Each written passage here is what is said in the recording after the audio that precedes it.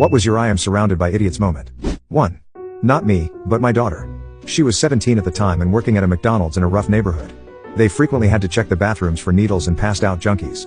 Once, she even found a Bowie knife in there, and the manager let her keep it. One day, during her break, she found a man bleeding from a stab wound on the sidewalk. She followed their protocol, called for the manager, grabbed gloves and a towel, and went back outside. The manager, a 30-something male trained in first aid, stood outside wringing his hands, along with several older staff members. None of them would take the gloves. So, my daughter told someone to call 911, put on the gloves herself, and applied pressure to the man's wound. She kept him calm until the ambulance arrived, while her manager nearly passed out from hyperventilating. When the paramedics arrived, one praised her for her composure and skill. He was stunned to learn she was only 17 and told her she should be a paramedic. She laughed and said she hated the sight of blood but didn't want the guy to die. Afterward, she went on break, had a little cry, and then returned to work. 2. I parked in a hospital lot, and when I came back to my car, I saw a young couple in their early 20s arguing. She wanted him to call a taxi and go to the mall to buy a battery, while he wanted to call a locksmith. Their key fob battery had died, and they couldn't unlock the car. They both insisted the other solution was too expensive and time-consuming. I offered to help, and they eagerly handed me the key fob, hoping I'd validate one of their ideas. Instead, I walked over, put the key into the lock, and opened the car door. They were stunned and asked, "OMG, how did you do that?" Apparently, they'd never seen anyone open a car door with an actual key. I felt ancient but just a little smug. 3.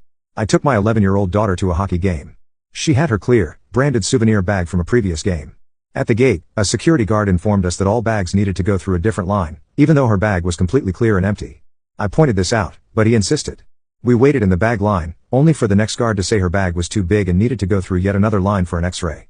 I held up the bag, showing it was see-through and empty, but they insisted. Finally, at the x-ray line, the attendant looked at me like I was crazy when I explained what his coworkers had said.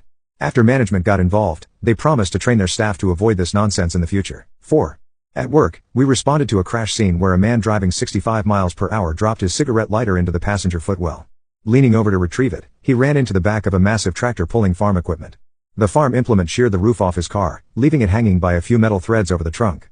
Amazingly, the driver was mostly unscathed because his head had been down in the footwell when the blades passed through the windshield. Everyone marveled that his decision to lean over saved his life.